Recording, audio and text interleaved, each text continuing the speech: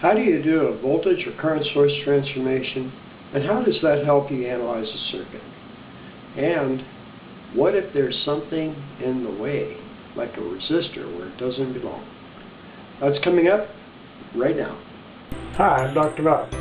There are no lectures here. I just solve problems, homework problems to help you understand how to do them. Electrical engineering at your service. This is Chapter 4, Problem 4, with 4 parts, A, B, C, and D. Use source transformations to find V out in the circuit. And we're going to use this color. Here is V out. And basically, in order to find V out, what we're going to do is look for the current that's going through this resistor. Now, what we're given is a 360 volt power supply aimed this way, a current source aimed downward. It's not a traditional looking thing we have, but if I were to put a ground on this thing and test it, I would put a ground right here. If you tried to put a ground right here, it would be a little bit more difficult. You could still analyze it, but it'd be easier to put it right there. Now, we also have several resistors, 6 resistors, 8 ohm, R2 is 10 ohm, 72 ohm, 20 ohm, 15, and 15. And how do we find V out? What's simple method of finding V out is to use a source transformation. Which one we're going to do? We're probably going to do this one right here just to make things a little easier. After we do that, we're going to find the power from V1, which is how much power is generated from this little power supply here with 360 volts, and how much power is being generated by I1, which is this current supply over here. After that, we find the power from the resistors, and we compare it to the power from the power supplies. The first step in this, of course, right now is to do the source transformation. Now, for source transformation for current source, you find a resistor in parallel, but we don't have one in parallel right here. What we've got is one in the way. But what you'll notice here is this I1 is 12 amps, and it's going to be 12 amps no matter whether this resistor here is here or not. So what we're going to do is we're going to get rid of it, and then we'll do a source transformation. The other thing is this resistor here, R3, the voltage across R3 is always going to be 360 no matter what. So we can also get this one out of the way and modify our circuit to make it a little bit easier. All we're really doing at this point is trying to find out what V out is. In order to do that, we want to know what is the current going through this resistor right here. So the next step, of course, is to do the source transformations. We're going to start out removing these 2 resistors. And here are the 2 resistors removed. Now, for the power supply, the resistor across the power supply, we have to remove it completely. But for the resistor for the current source, we have to put a wire there. Otherwise, we lose the current source. It no longer operates. Whereas the power supply does continue to operate without this resistor, with an open circuit here. The current source will not operate unless we make a bare wire. So now at this point, we've gotten rid of R1 and R3, and it'll help us determine V out. They're not needed. So the new circuit looks like this. In order to do the source transformation, our next step is to do a source transformation, and that is going to be the V2. We're going to determine the V2, and that's going to be equal to I1 R2. Alright, and here's how we do this. Alright, so now I1 times R2, V2 is equal to I1 times R2. V2 is equal to I1, which was 12 amps, times R2, which was 10 ohms.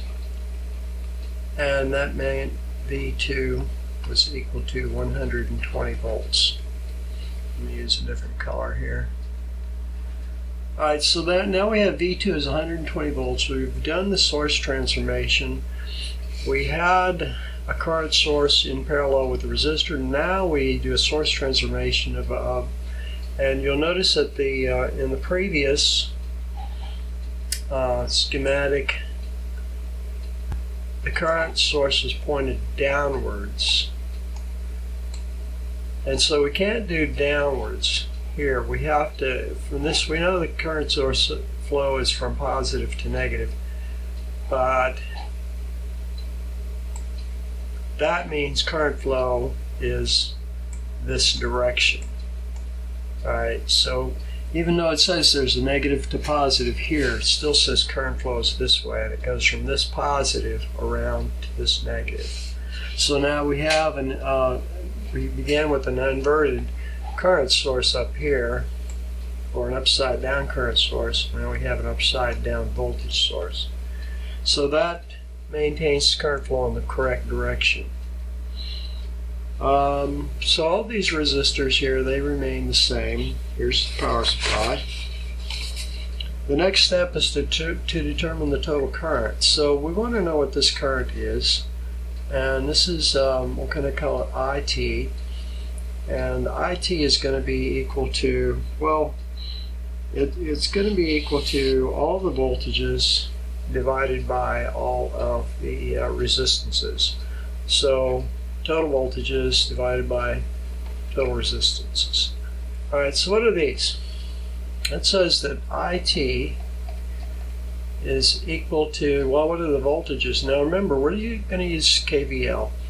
We've got a voltage here, 360 volts. And then it's going to go this direction, from negative to positive, and then over here it's going to go from positive to negative. So we're going to subtract this 120 volts. Now that's going to be divided by all of the resistances. It's going to be R2 plus R4 plus R5 plus R6. So that's going to be 10 ohms plus 20 ohms plus 15 ohms plus 15 ohms. Alright, and that comes out to 240 volts divided by 60 ohms. Alright, so that means our total current everywhere in here is going to be 4 amps. Alright, so that's 4 amps going all the way through here. 4 amps everywhere we see. This is 4 amps, 4 amps. This is going to be 4 amps going this way whether it likes it or not, and then there's going to be 4 amps going this way. And that's going to be our net. Now, to get V out, we've got V out right away. V out is just equal to the current times the resistance, which is going to be IT times R5, which is just equal to 4 amps times 15 ohms. And that means V out is equal to 60 volts. So there's our first solution. That's part A. Here's part B, was to find the power from V1. So power from V1, we want to know what that is. In order to determine the power by V1, we have several formulas that we can use. P equals IV, it's also equal to I squared times R. It's also equal to V squared over R. Alright, so we can use these formulas here. In the case of this one, we want to know, we're going to use IV, but we need to know what the current is right here. So this current coming out here, I, whatever this is going to go in this direction and in this direction. We know that some current's going to go this way and some current's going to go that way. From our V out, which we already know is correct, we know that this current right here, we'll call it, the total in V1 is just going to be equal to V1 times the sum of the two currents. We're going to call I from R3 plus the current from R4. Alright, so now we need to determine what those two currents are. Well, here we know that IR3, let's just scroll down a little bit. IR3, and I'm going to write over here, R3, is just going to be V1 over R3, right? V1 over R3. And the current from R4, we already know is our total current, IT, which we determined. IR3 is equal to V1, that's equal to 360 divided by 72, so IR3 is equal to 5 amps, and you can work out that number.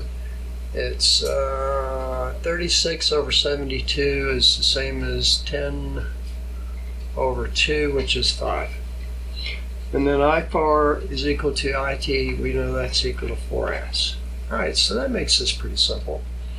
That says it's equal to 360 times 4 amps plus 5 amps. And that says V1,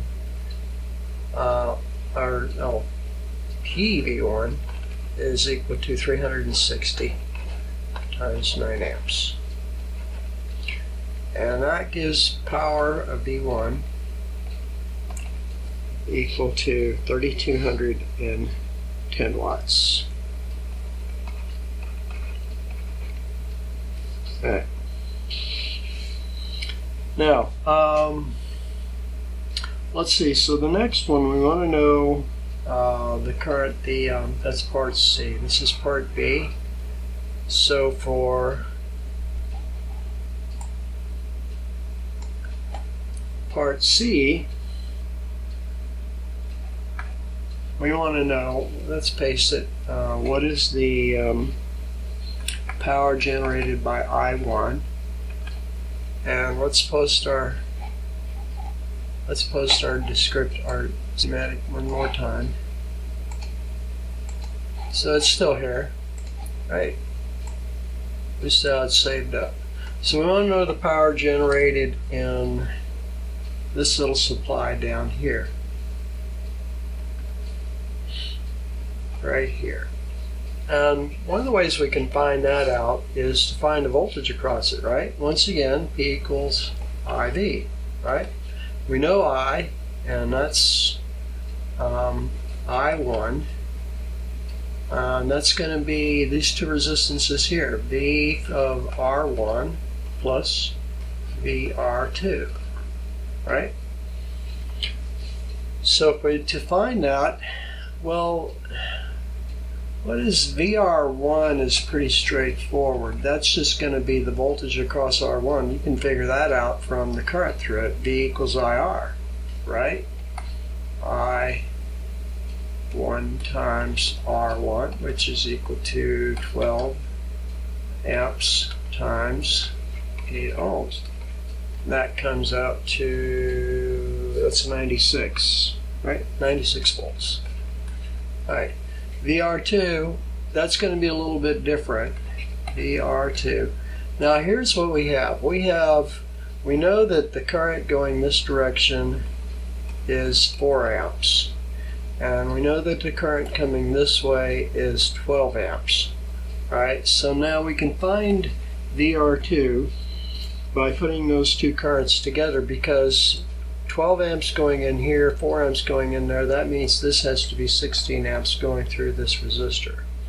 Well, 16 by 10, that means it's going to be 16 amps times the 10 ohms, which is going to be 160 volts.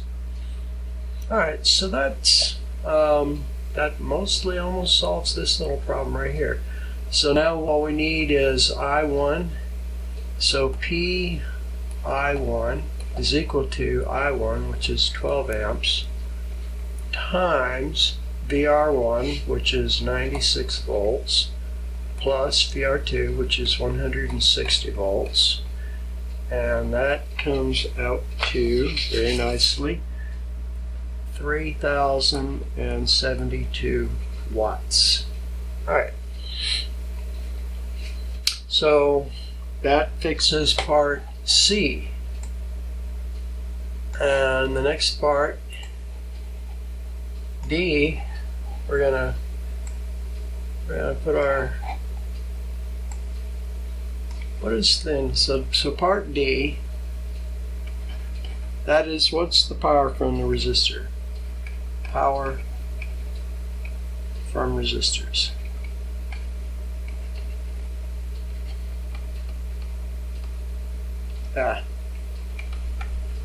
Okay, so all these powers here from the resistor, I'm going to call it P total. Now our total power is P TOT. That's going to be the power of the PV1 plus PV PI1.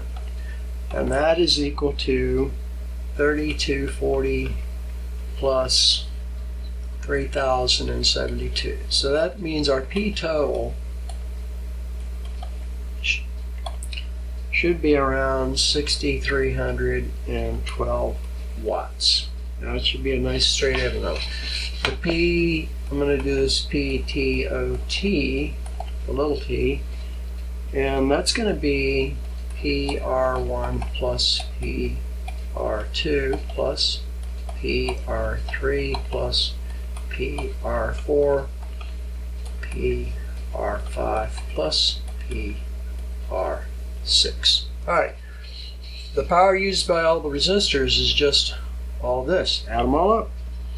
Now we have three ways to measure this. P equals IV, which is also equal to I squared R. It's also equal to V squared over R.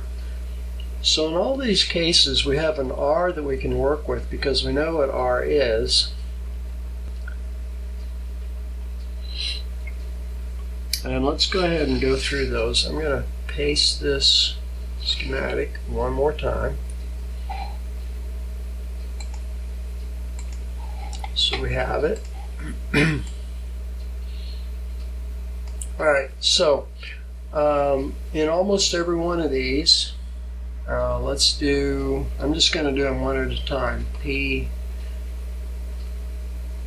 PR1 is just equal to, now I'm going to make these negative values because resistors don't give power to a circuit, they take power away from a circuit. So I'm going to call minus I1 squared times R, which is equal to minus 12 amps squared times 8 ohms, and that comes out to minus 152 watts. Then PR2, that's going to be minus I2 squared R2. And what did we say? R2 was equal to minus 16 amps squared times 10 ohms. And that comes out to minus 2560 watts. I have to start scrolling some. R3, no, won't be getting it. It's just going to be minus V1 squared divided by R3, and that is 300 minus 360 squared divided by 72 ohms. That just comes out to minus 1800 watts. PR4 is equal to minus I sub t squared. So here's R4, so all three of these all have the same IT, which is going to be 4 amps. And so they're going to become I sub t squared times R4, and that's just going to be minus 4 amps squared times 20, which is equal to minus 320 watts. And then PR5 is also equal to PR2 6, which is equal to minus IT squared times R5, or R6, because they're both the same resistance. They're both 15 ohms, which is equal to minus, 4 amps squared times 15, which is equal to minus 240 watts. And then we add all these up. We have, remember, we have 2 of these. And what you get is P total is equal to minus 1152 watts minus 2560 watts minus 1800 watts minus 320 watts minus 480 watts. When you add up all of these numbers, you get P total equals to minus 6,312 watts. And what you will notice is that that number matches the number that we have right here, 6,312. So the power being consumed by the resistors is equal to the power that's being generated by the 2 power supplies. And this technique works. So source transformation is one of the ways that you can solve problems.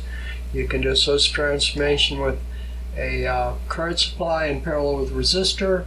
You can also do source transformation with a voltage in series with a resistor.